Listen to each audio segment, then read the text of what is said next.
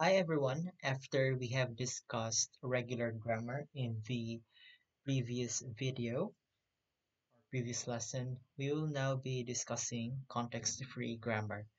So as you can remember, ang grammar muna siya ang set of rules nga ginasunod sa languages, especially ka mga programming language nga yung ginagamit such as Python, C, C++, Java, etc.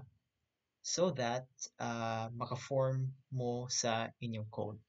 Kay as you have noticed, each language kay unique or dili gid same the way ka mag-code. Like na sila variations or na sila own nga rules nila on how you form your code. And then if you do not follow the form of the code or the way the code is intended to look like, then mag-error ang sa imong code.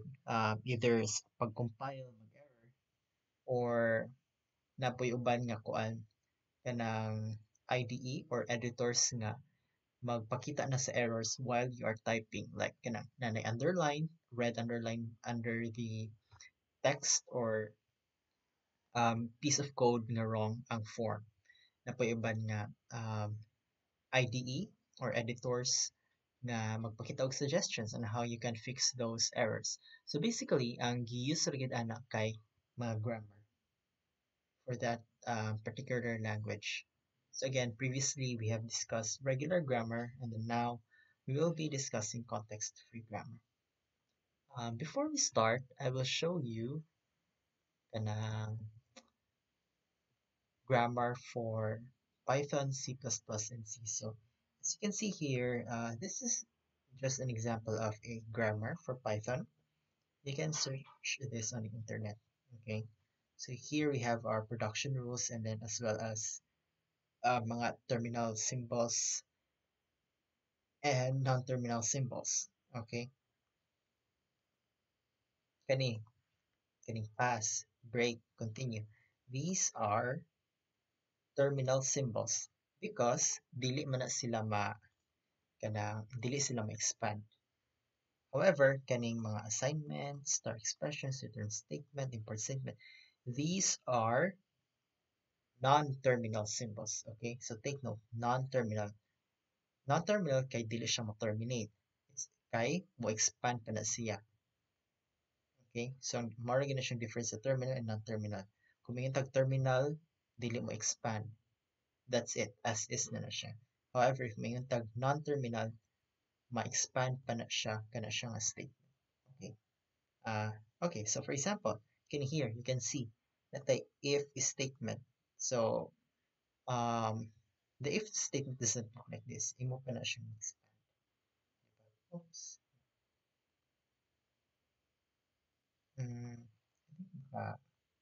Let's try to find if na ba if.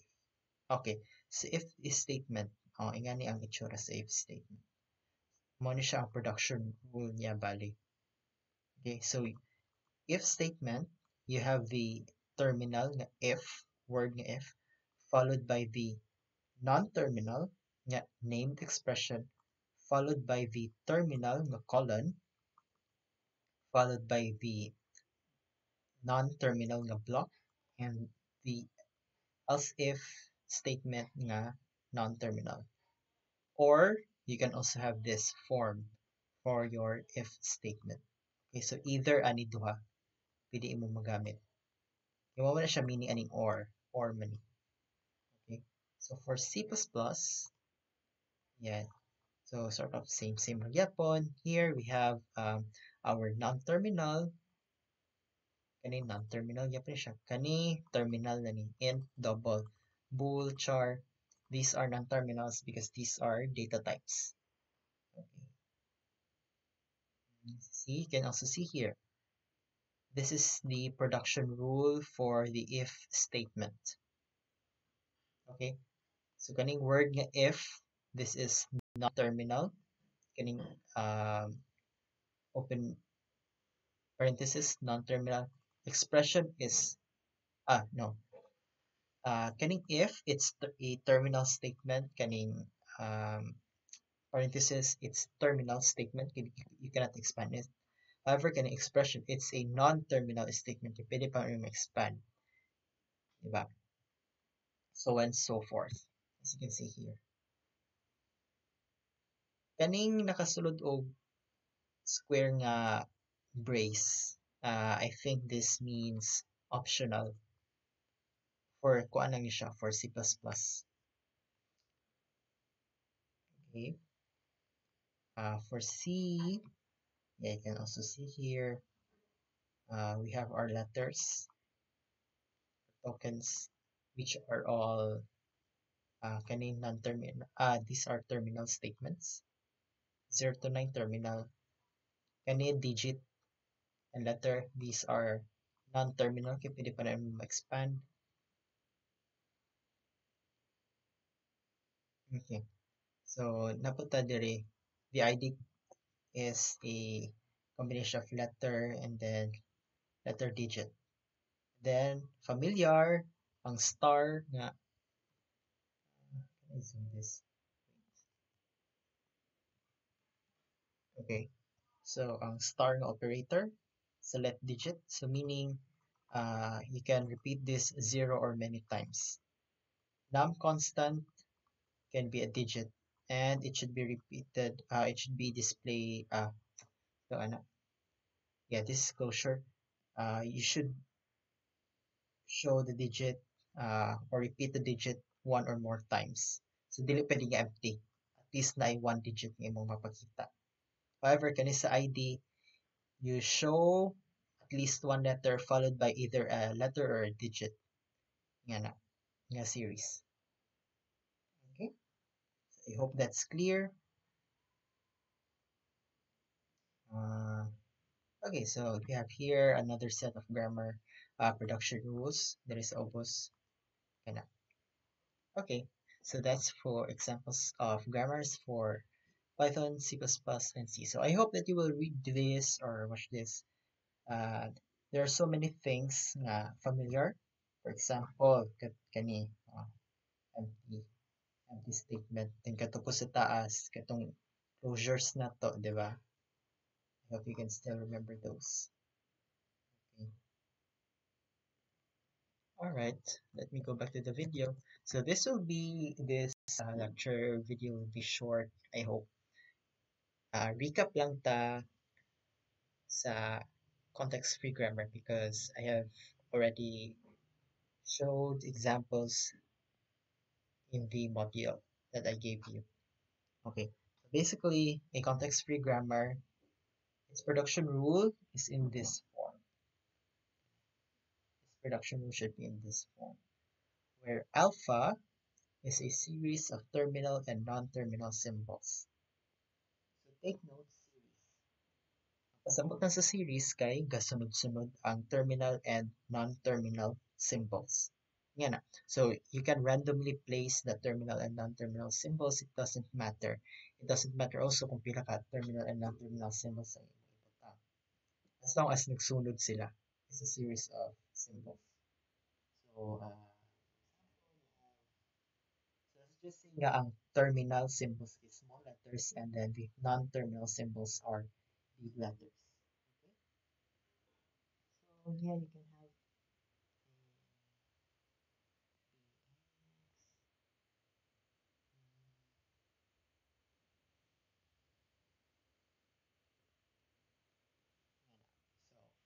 so yeah, this is just a random example actually.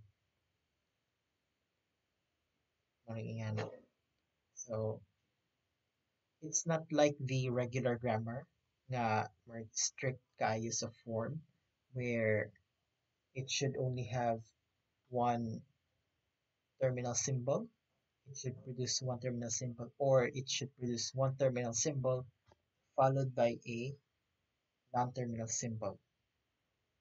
That's for the right linear na regular grammar. So you can think of context-free grammar as more carefree lang siya nga kuan set of rules. It's not very strict. So yeah, that's it. Okay, so I hope that's clear now. So also take note that alpha can also be empty. Okay, so it's possible nga si A produce siya o string. So that's only possible if ang imong grammar kay accept og empty or blank.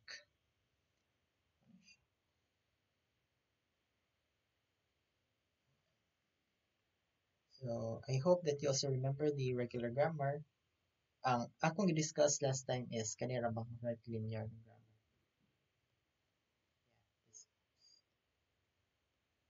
Yep, this is the one that I discussed last time.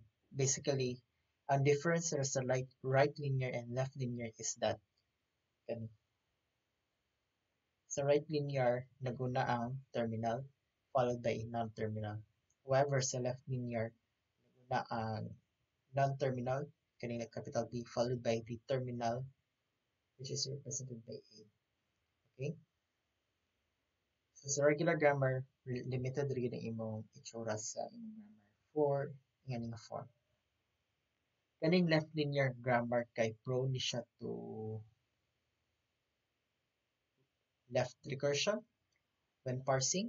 So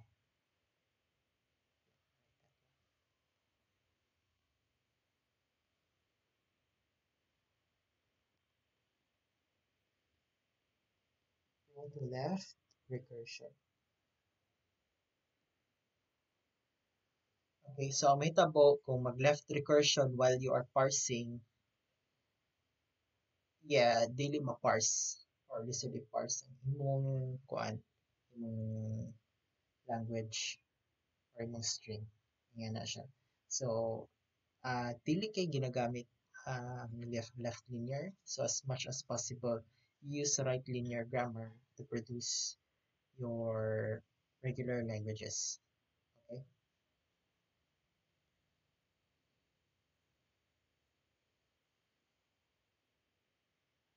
Okay, next. Sige, let's proceed to the normal forms. Okay, naman po siya sa module. So you may ask, what is a normal form? I hope nga naka-ask mo na sa yourself before or while you were reading the module. So basically, ang normal form kay it's just a set of rules or restrictions sa context-free nga grammar so that mas mas hanay tan-awon or mas hanay ang forms sa imong context-free grammar. It's easier to understand so that your context-free grammar will be easier to understand and will be easier to parse. Nga na lang. Kaya kung magsagol-sagol lang ang imong kuan, imong rules, more siya gubot tan-awon. And then it could be prone to kanang errors balik. So that's why we have implemented normal forms to fix those issues or as much as possible understandable imong grammar. So first we have the Chomsky normal form. So the Chomsky normal form, again, production rules are of the form A produces BC, or A produces small a, or S produces epsilon or the empty string. So dapat ay mo production rule kay mag-follow ra gid ani. So kani sa first kani siya ang pasabot ra gid na kay imong production rule kay naro gid duha ka buok ka kanang non-terminal symbols. Yan na. So kung tulo na ka buok imong non-terminal symbols or isa ra imong non-terminal symbols, sayop na siya. It's wrong. It's wrong sa Chomsky normal form. Dapat duha ra gid ka buok ang iyang non-terminal symbols. Okay? Or, pwede pod nga kani ang form sa production rule. So, if na kay terminal symbol, dapat isa lang ka terminal symbol ang ma-produce. Okay? So, I hope that's clear. So, there is a first. If you are producing non-terminal symbols, dapat duha ra gyud ka non-terminal symbols. sa imong production rule. Kani dapat isa ra ka terminal symbol ang ma-produce sa imong production rule.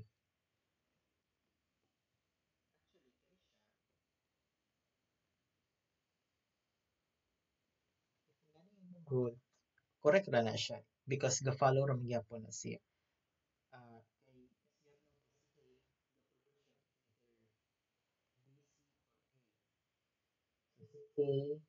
A, we can actually rewrite this to A.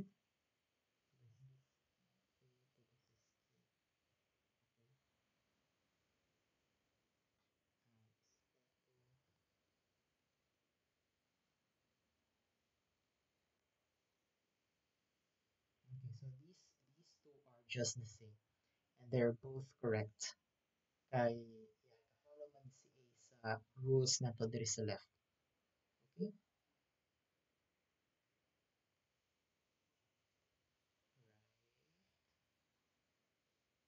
So for the third production rule, getting S produces epsilon, ay hara nini mo gamiton if ang imong kanang ang imong grammar kay accept og empty string. If dili siya ga-accept og empty string, then you don't need this rule. Okay, next. Next we have Grayback normal form. Sa Grayback normal form, our production rule can produce a single terminal symbol. Okay? So kung duha na nakabuka terminal symbol, like A produces AB, wrong na na siya. Okay? So dapat one ragid ka terminal symbol ang iyong maproduce.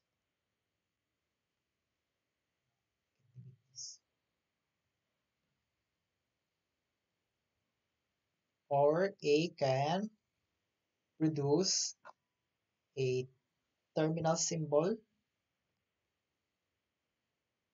followed by one or more non-terminal symbols. Okay? So, maragi na siya.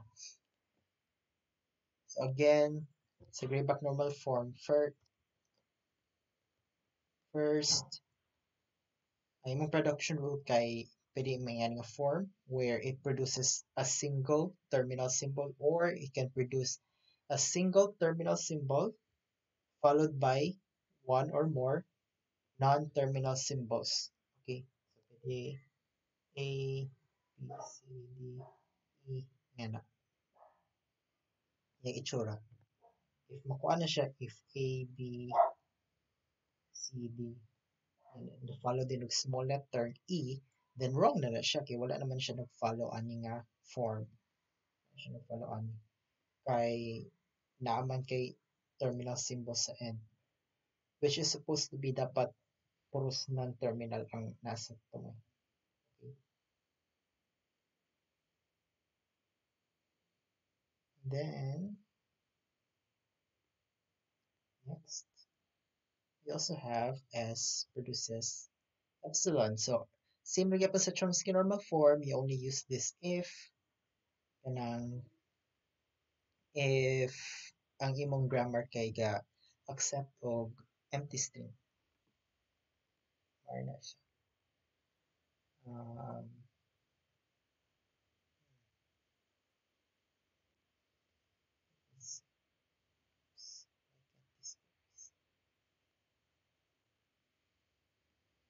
okay.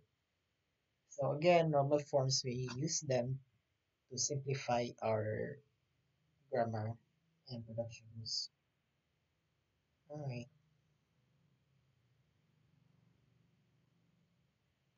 So, nakoy pahabol. This is related to the previous module katong sa kanang regular grammar and regular expression. Kaya na nangutan sa ako about camel casing and then snake casing. So I hope, yeah, this is just ipahab.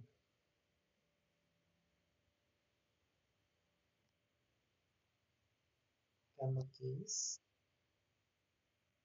and snake case. So these are just conventions on how you should write your variables when you code. Actually, important na siya when you will be working because every project that you will encounter will have their own um, rules or conventions that they follow para mas understandable code. So it's important that you know what these things are. So these two are some basic examples of how variables are formed. So camel case first. Okay, balon mo sa itsura sa camel. Camel, how do I draw this? Ito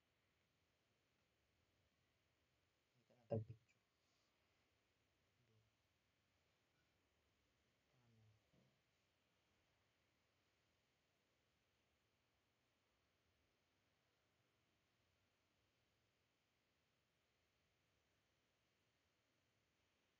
Okay, I guess this one. Okay, karo yung hop.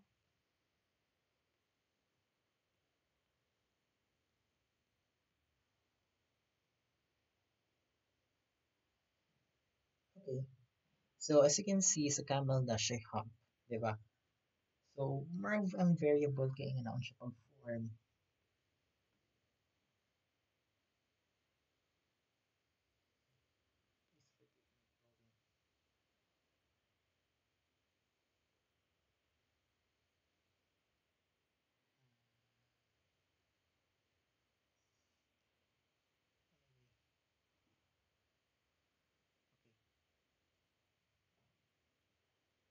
So, kaning mga naming convention kay variable na conventions kay ginagamit siya usually if ang inyong variable names kay tag-as. For example, na kay variable name, oh, di ba, two words na siya.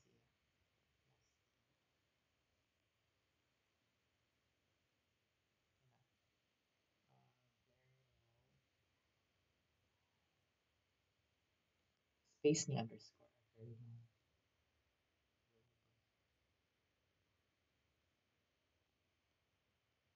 Basically, ang mahitabo sa camel case kay ang first letter sa second word, okay, first letter of the second word and the next words kay makapitalize siya.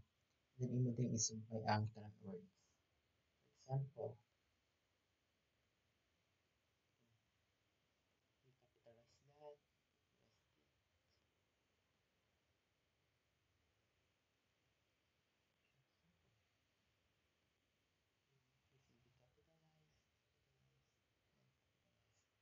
And then imo din isumpay.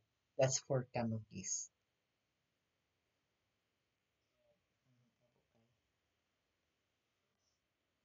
Last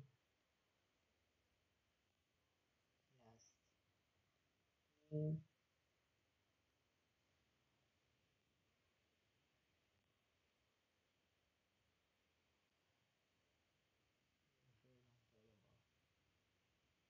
So as you notice, mura siyang hump sa camel, di ba? Bali, ang humps kay kani.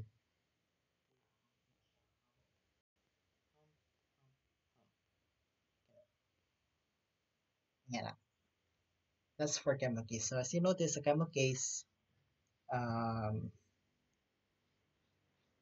itsura gid niya kay small letters ang beginning and then followed by big letter and then ang big letter ang iyang sunod kay dapat small letter. Dili pwede, dili allowed nga ang sunod sa big letter kay another big letter. So for example, so wrong na siya because nagsunod ang duha ka big letters and also nag-start og big letter. Okay. That's for camel case. For snake case, let's search an image.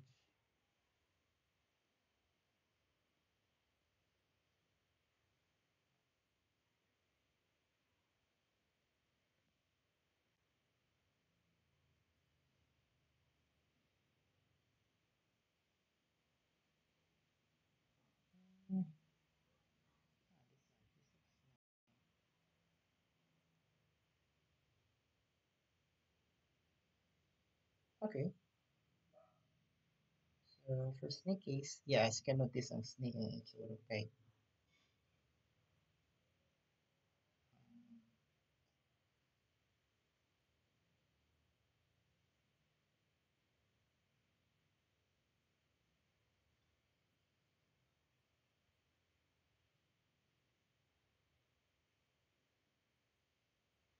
ano? Yeah. So basically, imong variable kay murag na po itsura. So kaning nasa taas, yeah, there siya underscore. Bali, ang mahitabo kay small letters ang tanan nimo variables. However, ang variable names kay separated by an underscore. Same region.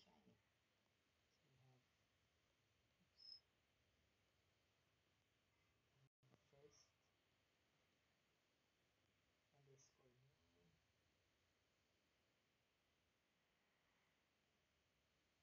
last underscore underscore very underscore variable. Alright. So kaning underscores kay marga represent ni siya part sa.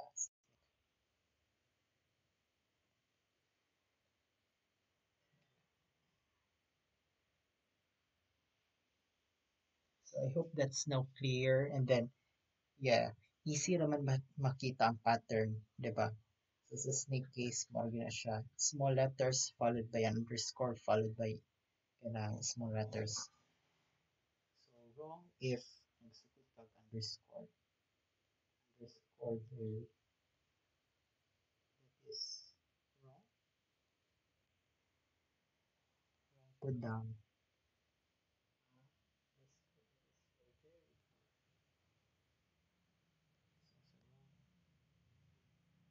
Okay.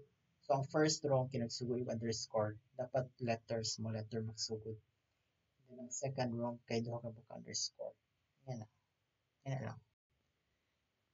Okay, so I hope that um, that enlightens your mind, and I hope that would help with your assignment. Okay, that's it for this discussion.